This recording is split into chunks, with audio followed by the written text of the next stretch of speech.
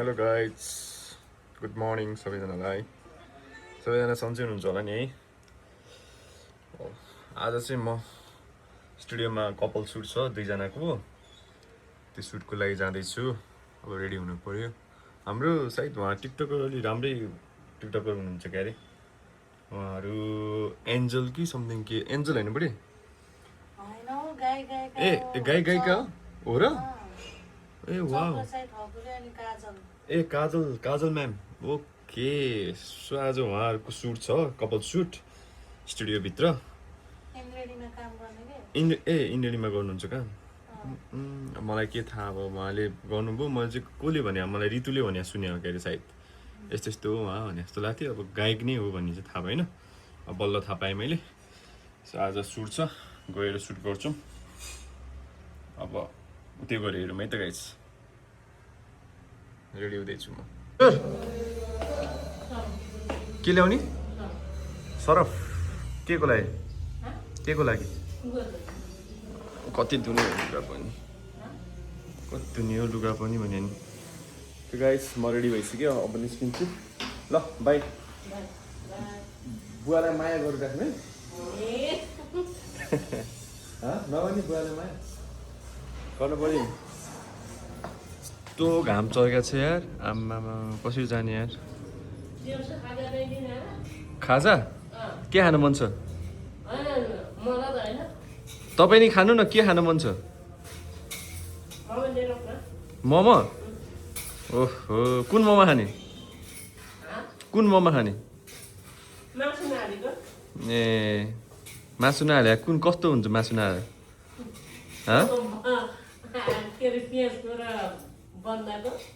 ए veg हो?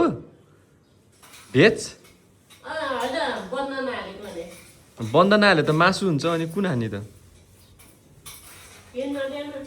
ओहो, veg भन्नु न, भेज भेज भन्नु न, भेज। भेज मोमो भन्नु न।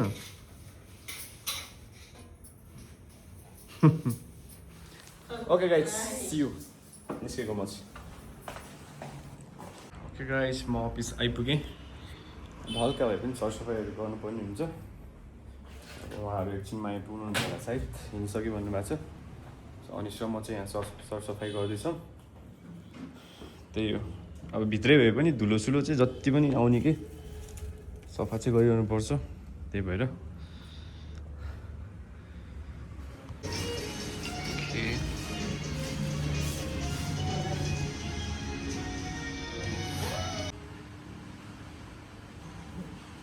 किन हाँस्छ?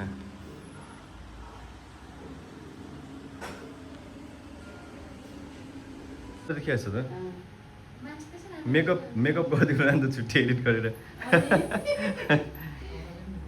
के हाम्रो सेटअप हुँदैछ। उहाँहरूको मेकअप चाहिँ अब अलमोस्ट सकिन लाग्यो। पोजहरू चाहिँ यहाँबाट यसरी देखाउँछु मैले, यसरी हेरेर चाहिँ अनि स्टार्ट गरौँला है। कपाल भनेको थिएँ, अब कपाल चाहिँ भएन, सिङ्गल सिङ्गल हुने भयो।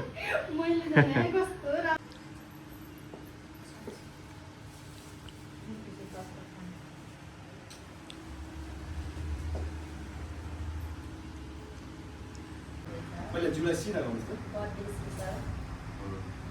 अब यो कुनै लैजाउँ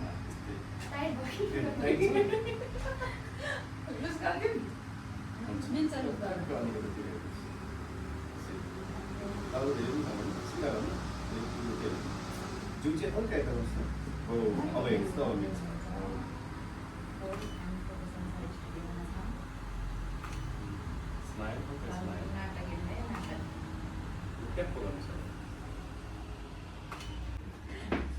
बेलुका दाइले यो फोटो हेरेर फेरि ओके हेर्नुहोस् है।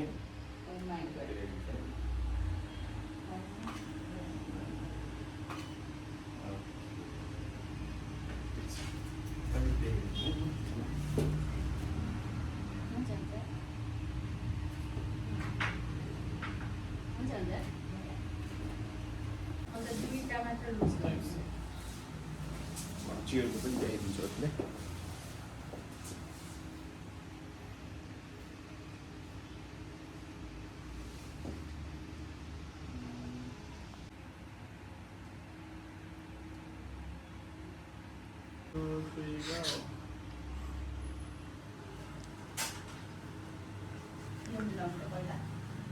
ओके अब सिङ्गल सर्ट हुँदैछ उहाँको रेडी गर्दै हुनुहुन्छ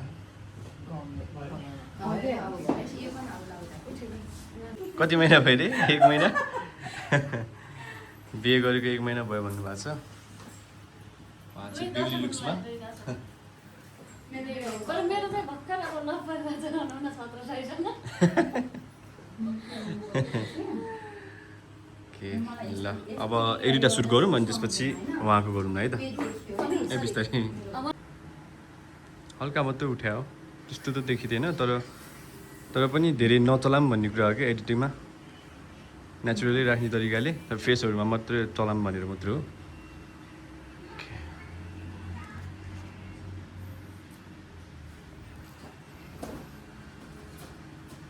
भयो उता हेर्नुहोस् त एक्चुली उता त्यो खासै याद हुँदैन त्यो अझै त्यो उ गर न त्यो अझ बनाऊ न त्यो निस्क्यो कि फाइनल्ली हाम्रो सुट चाहिँ सकियो अबलाई चाहिँ प्याकअप गाइस आजको लागि सुट सकियो सरसफाइ गर्ने त्यसपछि निस्किने भनेको पानी परेर तनाव भयो यार कपाल चाहिँ कपाल धेरै झर्नी भयो रे त्यही कपालै कपाल छ कि जति सफा गरे पनि कपालले चाहिँ छोड्दै नछोड्ने भयो सो गाइस तपाईँहरूलाई पनि यसरी नै कुनै फोटोसुटहरू गर्न मन छ भनौँ न बर्थडे फोटोसुट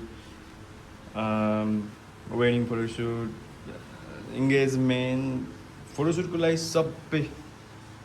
सबै हुन्छ क्या है सो हजुरहरूलाई पनि यसरी नै फोटोहरू सुट गर्न मन छ भने चाहिँ फोटो संसारलाई सम्झिनु होला र अर्को कुरा अब हाम्रो केही